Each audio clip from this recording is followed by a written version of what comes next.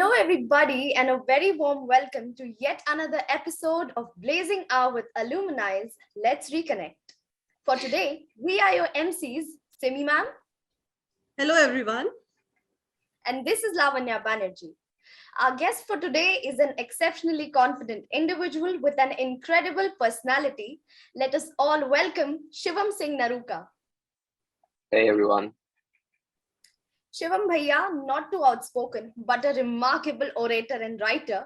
He is from a science background and has completed his Bachelor of Engineering from the BITS Pilani.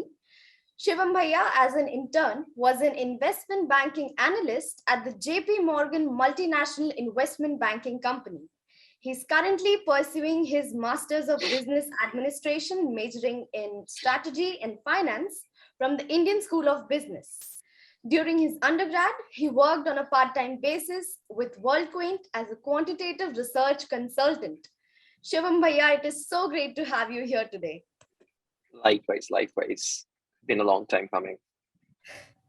So how does it feel connecting with your alma mater and with us after so long today? It feels surreal, to be honest. I was just talking to my mom right before ISB started for me, and I went like, "Abhi to school khatam hua tha." And post that, I did 4 years of engineering, 2 years of work, and then joined an MBA college. So yeah, it's been some sort of a journey that I still haven't come to terms with, but have been moving along. So it feels great to be back. So since we are going to recollect our school memories today, how was your experience during the tenure of Cambridge Court High School? Oh, it was great. I think I made some of my most long-lasting friends over there. I'm still in touch with them. And thankfully, I've still been in touch with my teachers from school as well. So that's been going great. I think my experience was pretty much, I'd say, that is something that shaped me to be who I am. So in every possible way I can think of. So I think it was pretty good. I'd say it turned out to be pretty good, I'd say. Definitely. And I think we all agree that school life is that golden period of learning. Yeah, definitely. Hi, Shivam. How are you? I'm good. How are you, ma'am? It's good to see you after a long time. You've really grown to great to see you, Shivam. Shivam, I would like to, yeah. Shivam, I would like to know how the grooming of Cambridge Court helped you enter this professional world. I think schooling, contrary to much of the popular opinion that students and in general people have these days, sets the right pace, the right tone for everything. And I think everything that I've been able to achieve was some sort of a seed that was sown early on during my school days. So whether it be my academic standpoints or my knowledge and skills beyond my academics, I think it was all developed and groomed during my school days itself. I remember getting the best all-rounder tag when I graduated from school. So I think that is where it all began. That is where the many years, 15 years of my schooling shaped me up to be who I am. So that pretty much sums it up. I think school did wonders for me. Yeah, I still remember you getting the medals on the stage. Lata ma'am used to give you the medals every time, and your name was announced every time. And obviously, in Cambridge Court, we do a lot. We shape up a child's personality, overall development. You just only don't focus on academics, but we work on overall development of a child. Yeah. So Bhaiya, today's organizations, they look for skill sets in candidates whom they're recruiting. Mm-hmm. So what skills or expertise would you suggest to the students to have in themselves? I think while being good at academics is one thing, but that only gets you thus far. There are various other traits of a person's personality that sort of put you up front and ahead of the curve, ahead of the other set of people you're competing with. I think being confident is one thing that is absolutely necessary. you often come across people who are brilliant in their own mindsets and in their own set of activities that they follow, but um, putting it forth in front of the world is a completely different ballgame. Think of it this way, that your life is essentially a huge contest where you're presenting yourself. And no matter how good you are, if you are not able to put yourself in the best possible manner, you won't win that contest. So I think being confident, having resounding confidence in your abilities, and making sure that it is conveyed further to the people looking at you, to people judging you, essentially. It's there. So I think marching on with utmost confidence in oneself and one's abilities is of utmost importance. True, being confident is a personality trait that every student must inculcate in themselves. Yeah, that's true. Shivam, you were quite cordial and sincere with your tasks, and Yeah. I still remember. And what was your source of motivation that you really came up with flying colors, and what was your success mantra? My source of motivation, I think it sort of is ingrained in my upbringing. My parents have always just made it a point that if you're performing something, just do it with a wholehearted devotion to it. Like partial effort never makes it, never cuts it. So I think that was there. That was sort of the guiding light to my interactions and everything that I did. My success mantra, I think, is diligence. I do accept that I'm a bit smarter than the average person, but not at the level where you'd call someone a genius. But you can bridge that gap by being diligent, by putting in the efforts. So I'm still on the path to bridge that gap, but I think diligence and hard work, putting in the efforts that are required, and essentially knowing where you stand and where you want to be, that helps you bridge कि मैं यहाँ पे हूँ और मुझे इतना और करना है, so that I become that person that I aim to be. So yeah, that is my success mantra. Just keep on working and don't put in half-hearted efforts. Yeah, I totally agree to you that parents play a very important role in upbringing of a child and what a child is. The child reflects the parents, like what they, how the grooming has been done, and motivation, like dedication is very important. Give 100%. What you're doing is really, really important, and that you did. And one who comes out of the things out of the box, logical thinking, that is very essential to be successful. Yeah, I totally agree. So Bhaiya, currently you are pursuing MBA from the Indian School of Business, which is again a very renowned institute. What motivated you to do a management course after engineering? Because both the streams are quite contrary to each other. Yeah, I think that is a question that even my friends from school have asked me. Like, you graduated school through a science background, you went on to do engineering, and then you became an investment banker, which is something that is expected out of a commerce or a CA. And then now you're doing MBA. So I think while in school, you have a certain set of goals, a certain target set, but as you grow, they tend to evolve. So while I was at BITS, BITS has this great thing about itself. It offers a flexible curriculum system. So apart from your core engineering, there are other avenues that you can look into, study about.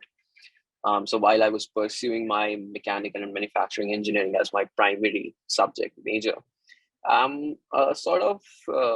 during my second year, I realized that although I'm good at it, but this is not something that I want to pursue further. Like, this is not something that I see myself doing for the rest of my life. So I decided to take up BITS's flexible curriculum to the test there, and followed a minor in finance. Now, finance is basically an absolutely 180-degree turn from what I was doing. But I absolutely enjoyed it. And so throughout my 4 years of engineering, I did my engineering as a major and followed this minor in finance.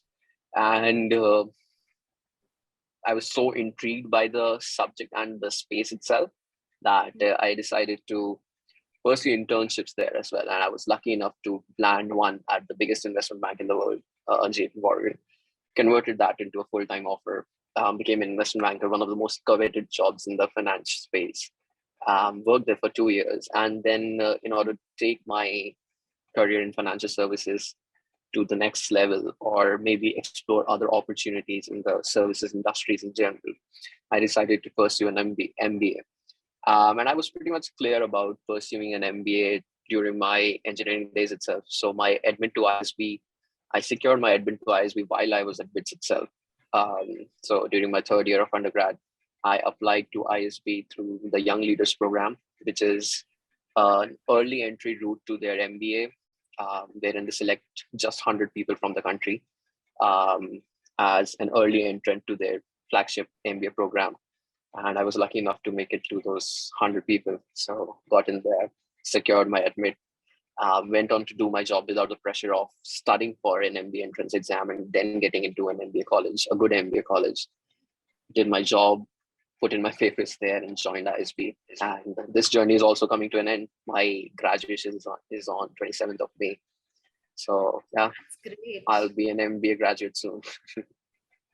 That's amazing. And I also agree that these nowadays everybody has to be on toes, and being a multitasker in this era is very, very important. Yeah, it's your goals change, your priorities change, your likings change over time. Definitely. And it's necessary that you keep a pace with them and keep on reflecting that maybe this is not what I want, maybe this is what I need to follow. And then given this age of information, it's not impossible for you to switch into anything and everything. So it's put in the right efforts, you'll be there. Yeah, taking the right opportunity at the right time is really important, and it's a success mantra. Yeah, it definitely is. Yeah. Shivam, what is one quality that every person should have in this changing scenario of the world? That's a tough one. I think, as I did mention before, in this era of such easily available information and knowledge, where internet penetration is at its peak, being unaware of things, being unaware of the world around you, is one trait that you really can't afford. So being up to date with developments, not just around us, but globally, is sort of a necessity right now, because almost everyone is as good as you, if not better, given information is at disposal so easily. So in order to have that edge, and it need not be information that is purely academic or maybe something educational in general. Maybe you're targeting some other field. Maybe you're great at arts and you would like to work for a company that helps curate art. So being at the forefront, let's say a masterpiece was recently uncovered and you would like to keep a pace with it, how much it is being valued at, blah, blah, blah, or any other field. So I think you just can't afford to be unaware of things. So keeping up with the world, being aware, reading a lot, following information in general is one trait that everyone needs to absolutely have at this point. That is one thing that we can't just afford to not have. Yeah, exactly. We have to be updated, and we have to learn. Learning is a process which never stops, and that has to go on and on. So a person who never stops learning will always succeed in life. Yeah, that's true. Exactly. So, Bhaiya, you were in JP Morgan, as already said. How did COVID impact your working in the organization, and how did your organization respond to it? I think COVID came as an absolute shock to almost every firm. Like apart from a few technology and IT firms that work on a hybrid model, which like provide their employees with laptops that they can carry home and maybe continue their work there. Um, Most of the firms maintain some sort of confidentiality with their data, and especially banks. So we had never witnessed such a thing where you can carry all the work back home. But I think most of these global big organizations responded fairly quickly. I exactly recall I was at home on the 2nd of March 2020. I'd come back home for Holi. I had taken a few days off. And that's when we started hearing rumors that work could be going completely from home. Um, and I was going to go back to office on the 12th of March, I think. And my office had already begun testing their work from home deployment. So they were running tests just to ensure that this works. And by the 16th or the 17th of March, the entire office globally went to home, essentially. So that was really quick deployment. I think although we weren't anticipating such a disruption, but most of these big global firms make their own preparations, preparing for the worst cases of scenarios, and they were fairly quick to deploy that. As for how work turned out to be for the next 2 years, um, it was so for the first few months, it was like, oh, it's a new experience, and people were adapting to it. A bunch of online games came up, so in the free time, we employees were just chilling out there. But after a certain point, there were no disruptions with work, but we just started to get bored a bit because there was no physical interaction with your fellow colleagues around you. So that just started to get a bit boring. And as the lockdown extended, I personally got a bit lethargic, but I got back to fixing myself up as the lockdown opened up. But yeah, it was a different experience. Would I enjoy a completely work from home setup? Absolutely not. I think a hybrid model works best because I do acknowledge the benefits of work from home setup for the firm as well as for a few employees. But at the same time, I do acknowledge the benefits of in-person, being at the office, being at the site. So I think a hybrid model works well. But yeah, it was definitely a different sort of experience working from home, um, getting up from your bed right before your meetings, joining work. Um, and yeah, it was good. Exactly. COVID-19's impact on every organization was different, and your organization responded to it at such quick rate. It is amazing. Yeah, it was pretty amazing. Yeah, really, it was a very tough time for everyone. Yeah. And yeah. I hope it gets over very soon and doesn't come back. Yes, definitely. Shivam, on a lighter note, I would like to ask you that since you passed out Cambridge Court, has brought out drastic changes and giving massive exposure to our students. If you would like to relive those days again. Absolutely. I miss every bit of excitement before a new class started, like April. Was it April? Yeah, it was April. Yeah, that excitement was insane. Then meeting up friends and lunch breaks used to be fun. Then the games period used to be fun. Yeah, I think I made some of the closest friends over there. And I think as that exposure also varies over, as ma'am mentioned, I think that would provide even more opportunities to interact and enjoy. So I think that was probably one of the best times because although when we're younger, we do think कि बड़े कब होंगे, I need more freedom and all blah blah blah blah. हाँ वो हमें भी लगता था, but at the same time, once you grow older and older, otherworldly problems and thoughts tend to bother you. So I think that stage when you're in school and your school is your protected environment, I think you're free to do anything and everything. We don't realize that then, but once you move ahead and ahead, you realize कि हाँ यार वो दिन बहुत अच्छे थे. So definitely. Yeah. And since you left now, there are drastic changes. We have started club culture, and they are learning a lot.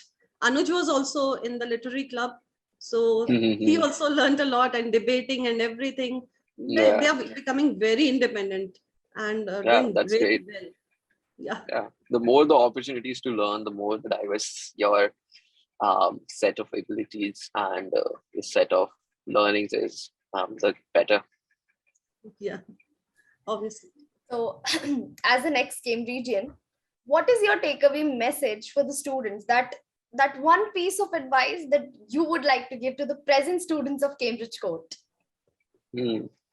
I'd say, although you don't realize it right now, it's probably the best phase of your life. At this moment, you're like, वापस school जाना है 8 to 1:30, 8 to 2. But you won't realize it. You'll realize it very soon once you're out of school that that was much better. So I think enjoy these years, make the most of it, and I'd say do everything and anything that you can. Not just limited to any particular realm or piece of life. Just do everything and anything. I think I've always had this mantra, like test out the waters and everything and decide what you like, what you don't like. And since the school is offering so many opportunities, it's up to you to, because the sky's the limit. You can try anything and everything again. And I'd say, so yeah, live these years to the fullest, do everything, enjoy, make great friends.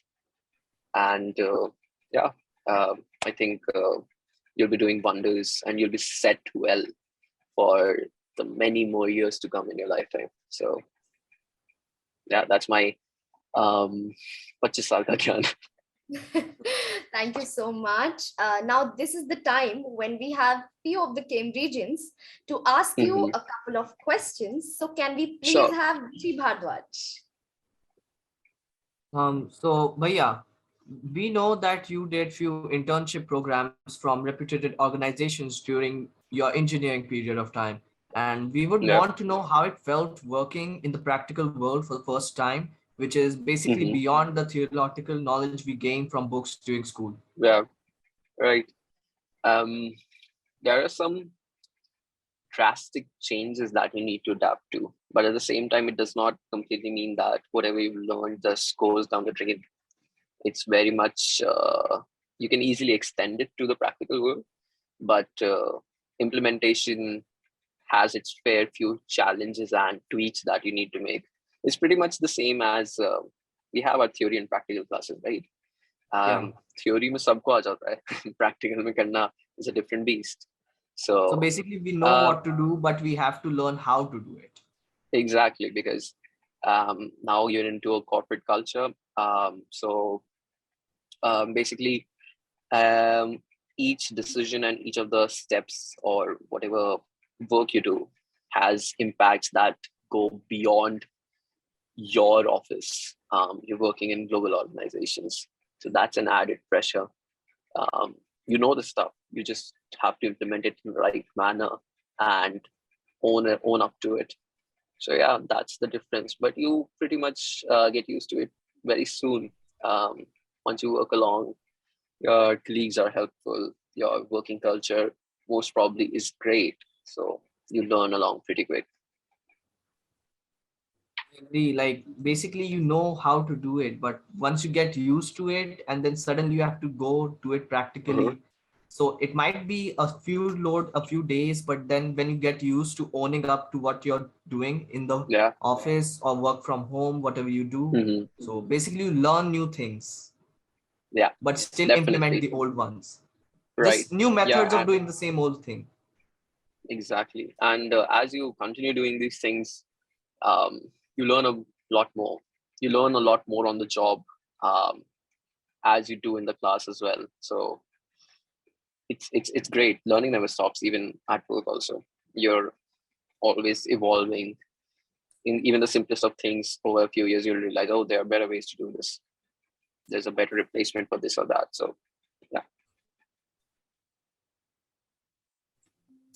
Next up, we have Yashvardhan Sharma. So greetings, Bhaiya. I was interested to know, like, if you had a certain belief or you hold a certain belief that people usually disagree with. So if yes, then what would that be? A certain belief that I hold. Yeah, that people disagree with. I'd say, I don't know how active you are guys on social media these days, but I assume you guys are. So over the past few years, there has been this rising sentiment around the fact that the Indian education system, or the education system globally in general, does not cater to the real world things that people have to do. It's archaic in the sense that whatever you learn in the class is not extendable to the real world. I have a hard disagreement with that fact. I think a school, whatever you learn in a school is very much applicable to almost every field that you can pursue. The fact is, the education that you garner from your early pre-primary classes to 10th grade has to be generalist, because you have to prepare the students for every possible avenue out there, and they should be aware of that. You can't make a decision without having tested something. I can't say Maggie is better than your Yippee when I haven't tried the both of them. So मैं ऐसे claims नहीं कर सकता, right? So exactly. So I think that sentiment is misplaced in the broader sense. I think whatever you learn is of use now. You'd say, I've never used this formula ever again in my life. Sure, you didn't, but someone did. And education cannot be personalized. You want personalized education? Sure, you can go to tutoring classes, single on tutoring classes, but that's not the point of a school. So I think the education system is well placed. Sure, it needs to adapt more frequently. Absolutely does. But is it wrongly placed? I don't think so. Yeah, I think I get why people would disagree with this, because you need to be a little, the sentiment is so mainstream nowadays that people don't just want to think about it. They have just come to accept the fact that yes, the education system is not feasible. Exactly. I think the problem is people tend to relate very well to populist opinion. And often those populist opinions arise from the fact that someone wasn't able to leverage the full potential of a particular resource, in this case, the resource being a school. And he has that developed resentment-based sentiment. And then people tend to flock onto it. But I think when you think about the broader sense, if you give it the right thought, I think things would make much better sense then. Right. Well, that's a unique opinion. I'm glad I asked that question. That would be all from me. Thank you very much. All right. Thank you. At the last, we have Sahil Varshney. Hello, Shivam Bhaiya. I wanted to ask that if there is a mandatory read book for us high school students, as I've heard that you were very consistent in academics at your school time. So would you suggest me any book on which I can read so that, it can help me with my academics and with the phase of life I'm going through? You're in which standard, Sahil? I'm in class 10. Okay, all right. Okay, I'll give you a certain inner circle fact. The only books that I can read are curriculum books. I don't read books at all because I'm incapable of doing that because I have a really short attention span. The most reading that I do is through articles and essays, and that I do a lot. So keeping up with the news pieces, thought processes of people, I think that is my jam. And so I try to compensate with my lack of book reading through that. So given it's 2022, I'd suggest the readings that I would suggest would be the best source of information these days is Twitter, in my opinion. Yeah. So if you follow the right people, the right accounts, the right sources of knowledge, because people pen down views, amazing views on topics, amazing threads on pieces of information that you might have missed, pieces of information that are extremely niche, pieces of information that sort of explain current events in a sense that they make sense to a broader public. I think Twitter is a great tool to be used in the best manner possible. I'd say Yeah. identify your interests, follow those threads on Twitter. I think that would be my suggestion. Sorry, I don't have books at hand, but yeah, No, that would be that's my not at all an issue. unconventional I think suggestion. it's in nowadays, I don't think it's not necessary to be into those books because now we also have Yeah, other things through which we can get exposure. yeah, And yeah, maybe, definitely. you gain, I think we should focus on our life and get that experience, not only from books, from everywhere. Maybe one day we write Right. some book. It's not that we just Sure, shoot I hope you books. do. Yeah, even I hope you do write some book. Sure. Thank you. Thank you, Via. Now that we are done, thank you so much, Bhaiya, for coming on our show. It was a great honor to have you here. We wish you all the best and all the luck for your future endeavors. Thank you, and all the best to all of you. And thank you, ma'am, for having me here. And I hope I see you all soon. I'll be back in Jaipur by May end. So, and I'll be there for about 2 months. So I hope to make a visit and interact with you all. Definitely. So, ladies and gentlemen, this was Shivam Singh Naruka and your hosts, Simi Ma'am and Lavanya Banerjee. We're signing off. Keep smiling, take good care of yourselves. Namaskar.